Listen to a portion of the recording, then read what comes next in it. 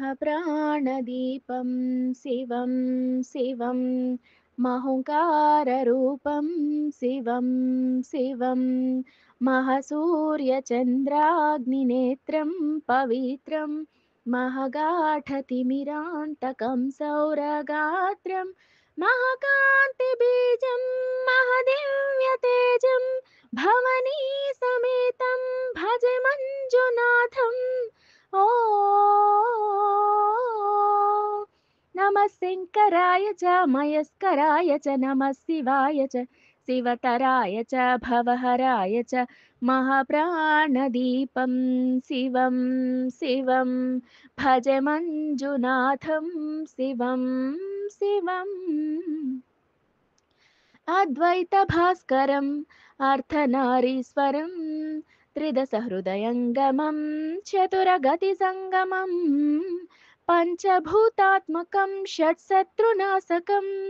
सप्तस्वरेश्वरम् अष्टसिद्धीश्वरं नवरसमनोहरं दशदिशासु विमलम् एकादशोज्ज्वलम् एकनाथेश्वरम् प्रस्तुतिवशङ्करं प्रणतजनकिङ्करं दुर्जनभयङ्करं सज्जनशुभङ्करं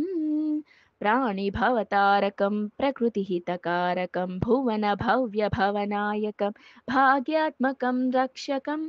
ईशं सुरेशं ऋषेशं परेशं नटेशं गौरीशं गणेशं भूतेशं महामधुर पञ्चाक्षरी मन्त्रमार्षं महहर्षवर्ष प्रवर्षं सुशीर्षम् ॐ नमो हराय च स्मरहराय च पुरहराय च रुद्राय च भद्राय च इन्द्राय च नित्याय च निर्निद्राय च महाप्राणदीपं शिवं शिवं भज मञ्जुनाथं शिवं शिवम्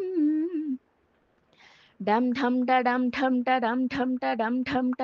ढक्कादिनादनवताण्डवाडम्बर तद्धिम्मि तकधिम्मि तिद्धिम्मि दिमि धिम्मि सङ्गीतसाहित्य सुमकमलबम्बर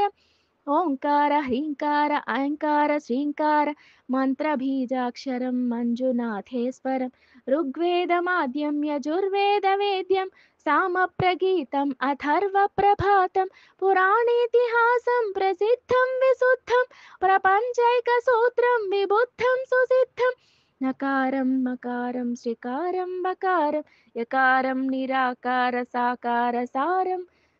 महाकालकालं महानीलकण्ठं महानन्दनन्दं महाट्टाटहासं जटाजूटरङ्गैकगङ्गासुचित्रं ज्वलदुग्रनेत्रं सुमित्रं सुगोत्रं महाकाशिभासं महाभानुलिङ्गम् महाभभ्रुवर्णं सुवर्णं प्रवर्णम् सौराष्ट्रसुन्दरं सोमनाथेश्वरं श्रीशैलमन्दिरं श्रीमल्लिकार्जुनम् उज्जयिनीपुरमहाकालेश्वरं वैद्यनाथेश्वरं महाभीमेश्वरम् अमरलिङ्गेश्वरं रामलिङ्गेश्वरं काशीविश्वेश्वरं परं कृष्णेश्वरं त्र्यम्बकाधीश्वरं नागलिङ्गेश्वरं श्रीकेदारलिङ्गेश्वरम्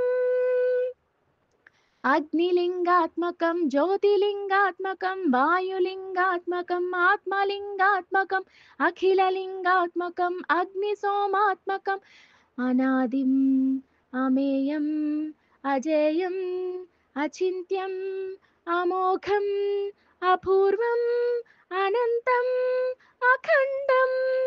अनादिम् अमेयम् अजेयम् अचिन्त्यम् अमोघम् अपूर्वम् अनन्तम् अखण्डम् धर्मस्थलक्षेत्रपरपरं ज्योतिम् धर्मस्थलक्षेत्रपरपरं ज्योतिम् धर्मस्थलक्षेत्रपरपरं ज्योतिम् ॐ नमः सोमाय च सौम्याय च भव्याय च भाग्याय च शान्ताय च शौर्याय च योगाय च भोगाय च कालाय च कान्ताय च रम्याय च गम्याय च ईशाय च श्रीशाय च सर्वाय च सर्वाय च